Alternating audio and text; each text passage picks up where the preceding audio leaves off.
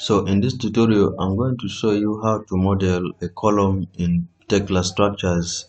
This grid was already obtained in the first tutorial, the link above, and be able to reach to that tutorial and be able to do the same and obtain this grid. Otherwise, if you have any grid, we can continue and start modeling our concrete column. Hover to concrete, click on concrete. If you're not in concrete, over to concrete. We have our concrete column straight away on our left upper ribbon. Click on column, select insertion point. Let me put on this point. This is a column, this is a concrete column. Click on escape. If you want to change the properties of this column, what you have to do is to double click on this column and it will be able to show you the window properties for the column and be able to do settings accordingly. Here we have the name of the column, the element, and you'll be able to read this through and be able to see different customization settings here. This is a column profile of 400 by 400 square. If you want to do any change, you can do it accordingly. Say 600 by 400, apply 600 by 300, 230, say modify. And this is not standard, but I'm just showing how you can modify to suit your design. Also, we have our column profiles. If you click on these three dots in the column profile, you'll be able to get this window. We have a lot of presets of columns here. These are already set columns that you can select and use and be able to add the values according to your preference. We have the L profiles, T, C, Z, and U profiles. We have welded box profiles, box profiles, and all these profiles you'll be able to select accordingly and use in your model depending on the type of column you're looking for. Then concrete class 20, 25, 30, all the classes of concrete are already listed here. You can choose the suitable class of concrete, apply. Okay, then we have the class here. This is basically the coloring, how you want your concrete member to look. You can assign it to different concrete elements, that is the slab, beams, panels, footings, part footings, and strip footings based on what? On your preference. Let me put back to my green preference for the concrete columns, apply. Then we have positioning. This is in the middle, how you want to orient your column. Say you want to put it in the middle of your grid or center of the grid or offset it away from the grid. If I put on middle, that's what it is. Select put down, see where it will be moved.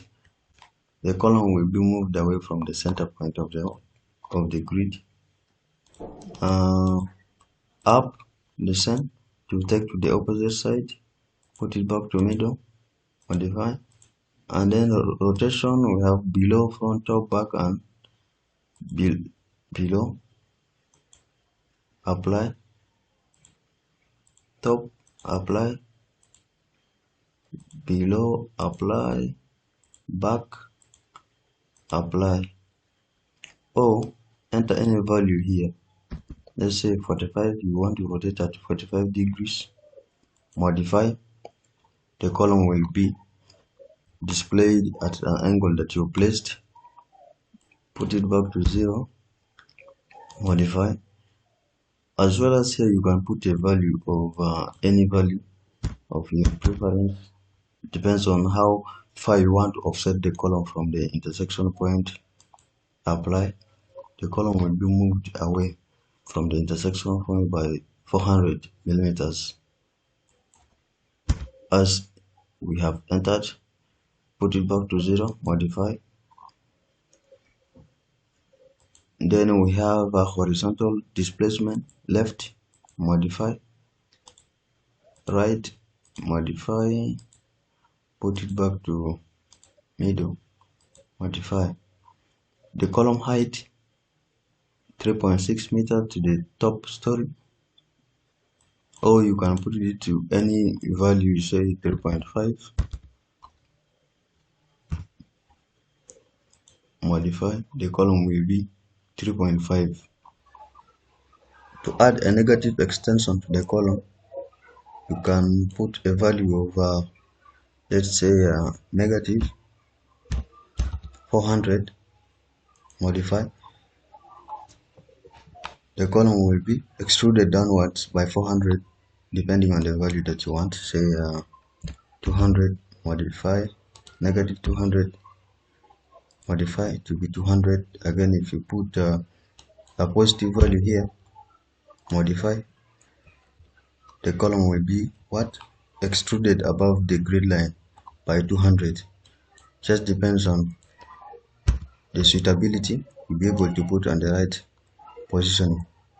Cast unit numbering, that is 1.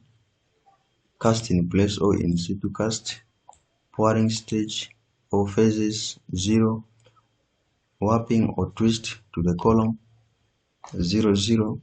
If you put any value here to the deformation, say warping of 400 by 300, modify, you'll be able to see how your column will be twisted. Or let me say 400 by 400, it will take you definitely to 0. Yes. And let me just say 0 here. Modify.